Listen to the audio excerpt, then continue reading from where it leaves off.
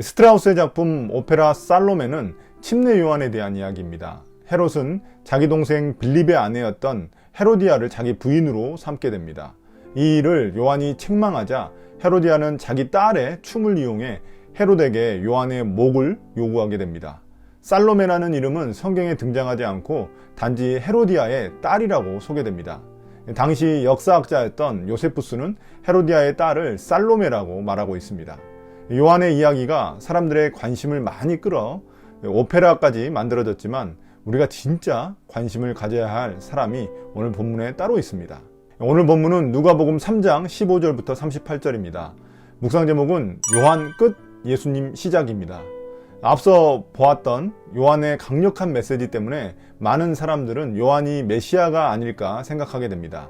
그러나 요한은 자신이 메시아가 아니라는 사실을 사람들에게 분명히 알립니다. 그는 오실 메시아에 비하면 자신은 그의 신발끈을 풀어드릴 자격도 없을 정도라고 말합니다. 그 이유를 다음에서 설명합니다. 자신은 단지 물로 침례를 주지만 오실 메시아는 성령과 불로 침례를 주시기 때문입니다. 요한이 물로 침례를 주는 것은 죄의 용서함을 상징하는 표시에 불과합니다. 그러나 메시아가 행하는 성령과 불은 실제 죄를 용서하는 행위입니다. 쉽게 말해서 요한의 침례는 성령이 임했다는 것의 표시일 뿐이라는 것입니다. 성령이 불과 함께 사용된 이유는 사도행전 2장에서 성령이 불의 모습을 띠며 나타나기 때문입니다.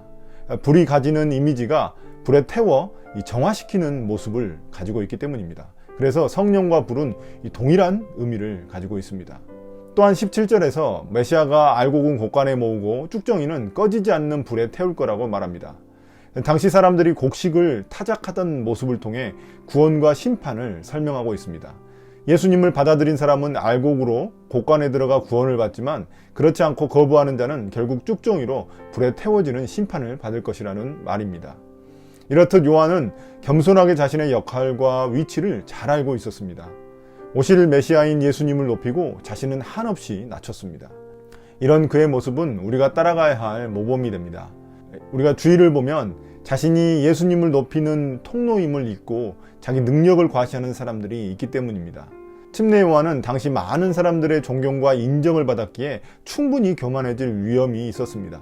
그러나 그는 자신의 위치를 정확히 알고 있었던 겸손한 사람이었습니다. 그렇게 그의 겸손이 더욱 훌륭하고 빛을 발하는 것입니다. 우리가 어디를 가든지 주목받지 못하는 사람들이 존재하기 마련입니다. 그러나 그들이 없다면 주인공이 빛날 수 없습니다. 영화에서 걸작이 탄생하려면 주인공만 잘한다고 되는 게 아닙니다.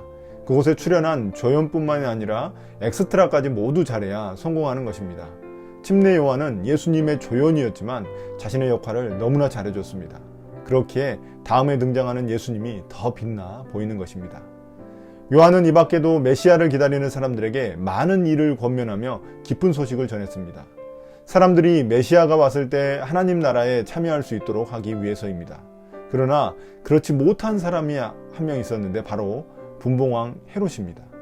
그는 자신의 동생 아내였던 헤로디아를 아내로 삼았습니다. 이런 그의 불의한 행동을 비판한 요한을 감옥에 가두었습니다. 오페라 살로메는 이 사건을 배경으로 한 것입니다. 분봉왕 헤롯은 침례 요한과 달리 교만한 자입니다. 하나님의 뜻을 따르지 않고 자신의 욕망을 따른 자입니다.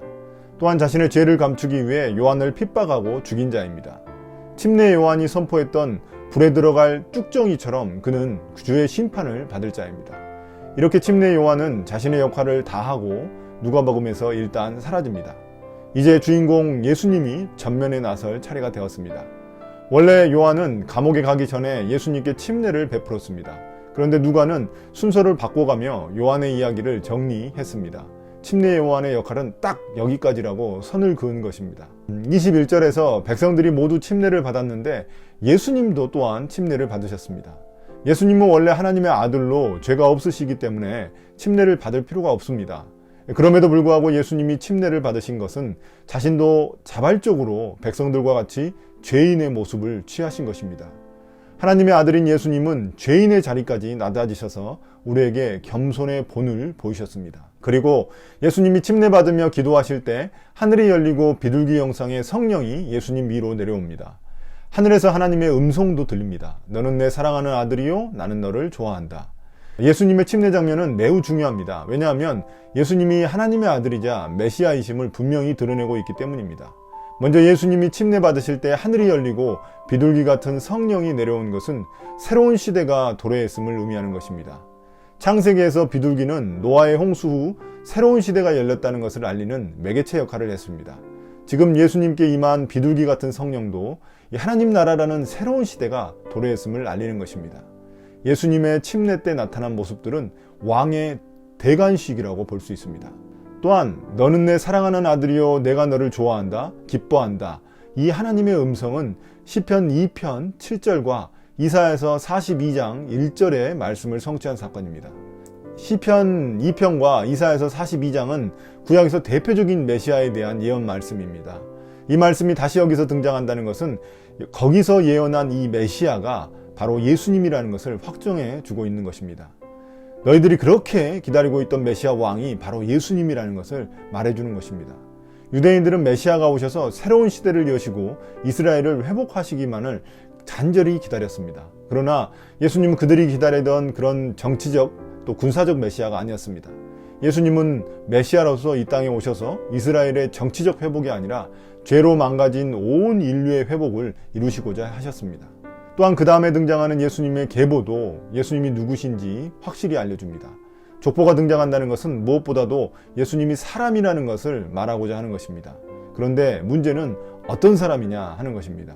여기 계보에는 77명의 사람 이름이 등장합니다. 그리고 마지막 78번째가 하나님입니다. 마태복음 첫 장에 등장하는 계보에서는 아브라함부터 시작합니다. 그러나 누가복음은 현재에서 과거로 거꾸로 거슬러 올라가 인류의 조상 아담에서 끝을 맺습니다. 족보 마지막에 인류의 조상인 아담을 하나님의 아들이라고 말한다는 것은 예수님 역시 하나님의 아들로서 인류의 마지막 아담이라는 사실을 알려줍니다. 이는 예수님이 이스라엘만의 구세주가 아니라 온 인류의 구세주이심을 드러내는 것입니다. 인류의 조상이었던 하나님의 아들 아담은 불순종해서 에덴 동산에서 쫓겨났습니다. 그러나 하나님의 아들 예수님은 온전히 순종하셔서 하나님 나라를 회복시킬 것입니다. 예수님을 통해 하나님 나라의 새 인류를 창조하시는 것을 우리에게 암시하는 것입니다. 또한 마태복음의 족보와 누가복음의 족보는 많은 차이가 있습니다. 그러한 차이가 나는 이유는 두 저자의 관점이 다르기 때문입니다. 마태복음은 왕으로 오신 예수님을 강조하다 보니 예수님의 족보가 왕 위주로 되어 있습니다.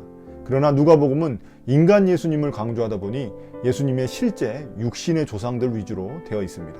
오늘 본문을 통해 침례 요한과 예수님이 보이신 겸손한 모습을 발견하게 됩니다. 하나님 나라는 분명 겸손한 자들이 들어가는 곳입니다. 예전에 영국에 있을 때 이 몇백 년 된 교회를 방문한 적이 있는데 문이 너무 작고 낮아서 왜 그런지 궁금했습니다.